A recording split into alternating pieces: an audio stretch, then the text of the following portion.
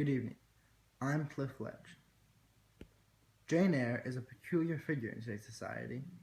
Numerous incidents have plagued her life, and our cameras have followed her every fascinating step from childhood to marriage, from Lowood to Gatehouse.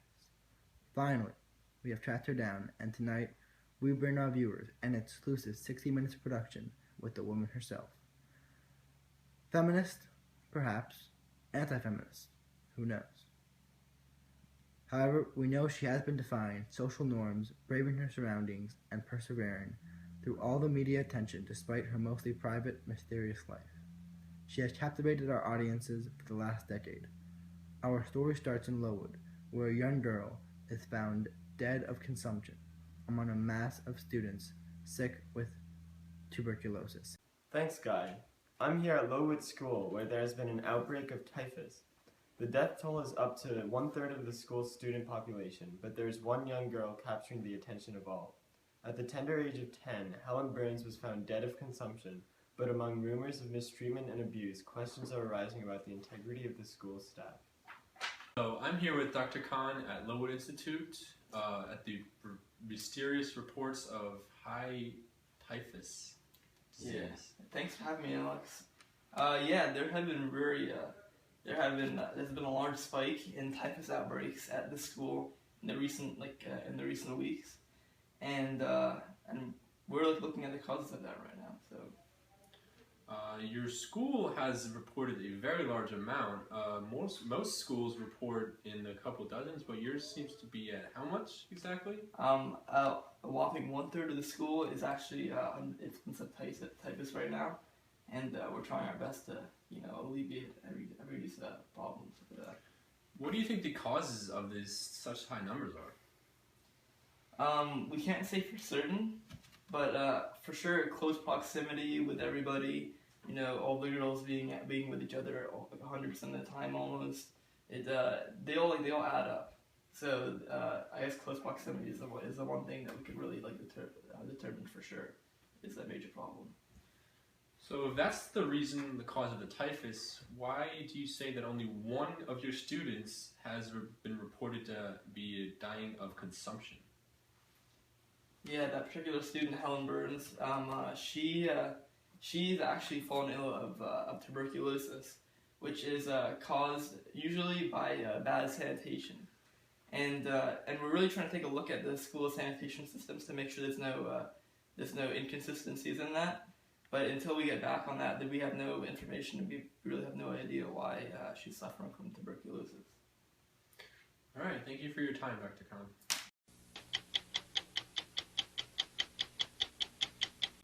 Hi, mister. Your husband has been crippled, maimed, and left little ability or ambition. Do you feel like you carry this marriage on your shoulders? He is my master by nature of marriage, yet I do not treat him as a dog his owner. I see to him when he needs me, and I care for him as I please. Does this not make him both dependent on me to survive and make me his servant? That's a noble statement, Jade, but not what the public sees.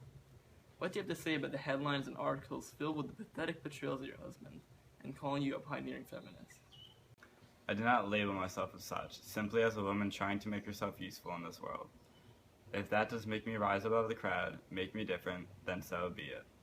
I only wish for others to follow suit in the pursuit of independence and happiness. How do you feel about being called a rebel?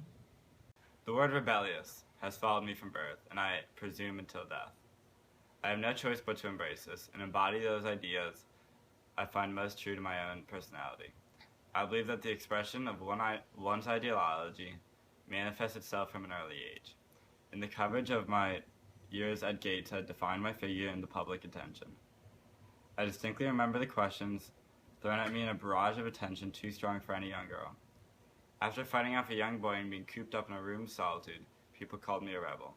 In my eyes, this was simply an act of retaliation, but society has its ways of turning my childish tantrums into broad statements of rebellion and progressivism. Miss Eyre, you spent a large part of your childhood at Lowood School, and it's apparent that many things transpired there that you have not been made available to the public eye. How do you describe your time at Lowood? My time at the Lowood School can only be described as trying, yet bettering. Despite my incessant suffering at the hands of Mr. Brocklehurst, among other things, that school has irrevocably changed me, hardened me, and molded me to the woman I am today. You mentioned a Mr. Brocklehurst. Can you go into a bit more detail about him and how he influenced you? I first met Mr. Brocklehurst at Gateshead whereupon he visited me. At first sight, I imagined him a black pillar. I still remember it clearly. Within not even a minute of our meeting, he had practically declared my place in hell and labeled me as nothing more than a wicked girl. What followed was unequivocally outrageous, as Mrs. Reed announced my deceitfulness, essentially condemning me to a terrible existence at the Lowood School. What happened that frightful day in the Red Room as a child? The Red Room. That was during the time I spent at Gateshead with the Reeds, my cousins. I never really fit into that family. The only one that I cared about was Mr. Reed, who died early in my childhood. The day, Miss Eyre. Yes, one day I got into a fight with my cousin John Reed. He always hated me and my stepmother always sided with him. We got into the fight and as punishment I was put into the Red Room. Now when I say put, I mean dragged, and tied into a chair inside of the room. This was a room that was completely red, from the walls to the bed to the crimson table. While the room I had a major breakthrough in my life.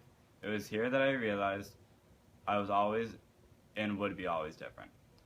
That I would never be someone nor below them, but definitely not the same as them. Then I had experience I would never forget. Please do tell. I felt a presence in the room. At the time I was positive I could feel Mr. Reed there, as if he had come to take revenge on Mrs. Reed for being so mean to me. Then I fainted, and when I woke up I was with the doctor who got me out of the house and away from that wretched family. I look back on the memory now, and the only thing that explains it is that I had gone insane in the house like a mad cat. Speaking of going insane, what do you think about when you hear the name Bertha Mason? I think she is a psychotic woman who burnt down my husband's house. She had her death coming, if you ask me. You can't deny the similarities between you two. Bertha Mason was locked in rooms for 10 years and went mad like some wild animal. You were locked in your red room as a child and went mad and nearly fainted. She's supposed to be insane, and you have said yourself that you hear voices. So maybe you two aren't as different as you think. I know she tried to kill my husband, and I know she was mad. She ran around on all fours crazily. You both defy society, just in different ways. She defied societal norms by going insane and burning down the house, whereas you defied society by being such an independent woman. Maybe it was two different paths of the same road. The burnt house, Miss Eyre, what caused you to return to that day? To our knowledge, no one told you the house was burned down. I was at a house of a man called St. John's. I was actually about to marry him out of guilt, but I heard the voice of my now husband, Mr. Rochester, calling me there. I went back to Thornfield to see if he was all right.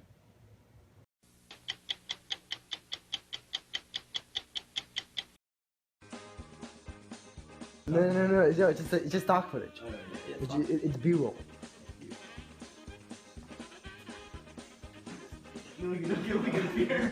How do you feel about it? You both defy society, just in different ways. She defies societal. He is my master by nature of marriage. He is my master by nature of marriage. I do. A black too and tied a chair inside him now. Yes, one day I got into a fight with my cousin John Reed. He always hated me, and my stepmother always sided with him. Just kidding. I think she is a